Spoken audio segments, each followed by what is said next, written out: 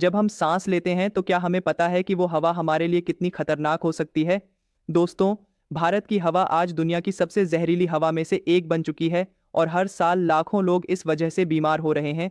अगर हमने अभी नहीं सोचा तो आने वाला वक्त हमारे लिए बहुत बड़ा खतरा लेकर आएगा।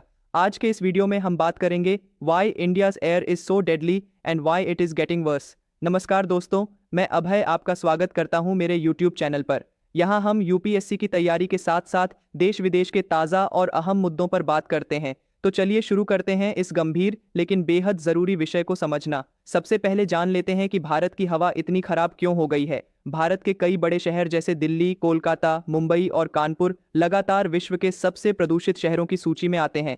उदाहरण के लिए, दिल्ली की हवा में पर्टिकुलेट मैटर की मात्रा वर्ल्ड हेल्थ ऑर्गेनाइजेशन के सेफ लिमिट से 10 गुना ज्यादा होती है। इसका मतलब है कि हवा में इतनी छोटी और खतरनाक कण मौजूद हैं जो हमारे फेफड़ों और दिल को सीधे नुकसान पहुंचाते हैं। अब सवाल यह है कि इतनी जहरीली हवा के पीछे क्या कारण है। चलिए इसे विस्तार से समझते हैं। पहली वजह है वाहन प्रदूषण। भारत में लाखों गाड़ियां रोजाना सड़क पर निकलती हैं, जिनमें से ज्यादातर पुरानी और बिना सही इंजन टेस्टिंग के होती हैं।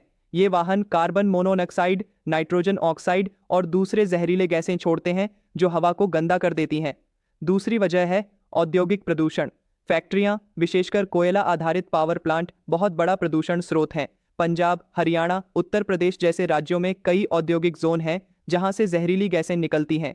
तीसरी वजह है कृषि से जुड़ी गतिविधियां।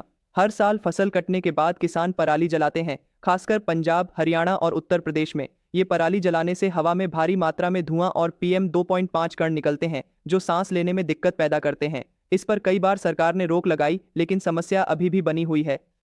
चौथी वजह है निर्माण कार्य और धूल। शहरों में तेजी से बढ़ते निर्माण कार्यों से निकलने वाली धूल हवा में मिलती है। यह धूल भी हमारे स्वास्थ्य के लिए बहुत खतरनाक होती है। पांचवी वजह है प्राकृतिक कारण।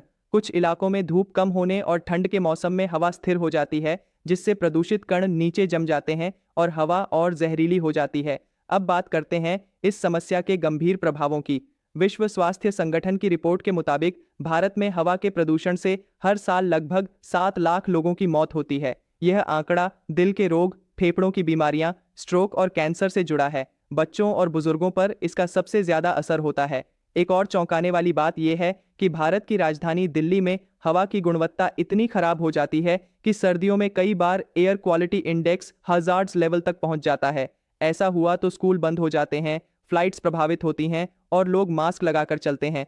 अब सवाल आता है कि सरकार और समाज इस समस्या को कैसे हल कर सकते हैं। भारत सरकार ने कई कदम उठाए हैं, जैसे national air quality index launch करना, पराली जलाने पर प्रतिबंध लगाना और इलेक्ट्रिक वाहनों को बढ़ावा देना, लेकिन अभी भी इनके अमल में काफी कमी है। समाज की भूमिका भी बहुत महत्वपूर्ण है। अगर हम सभी मिलकर प्लास्टिक कम करें, वाहनों का कम उपयोग करें, पेड़ लगाएं और सरकारी नियमों का पालन करें तो हवा को साफ करने में मदद मिलेगी। एक दिलचस्प तथ्य यह है कि भारतीय इतिहास में भी हवा की सफाई को लेकर कई प्रयास हुए हैं।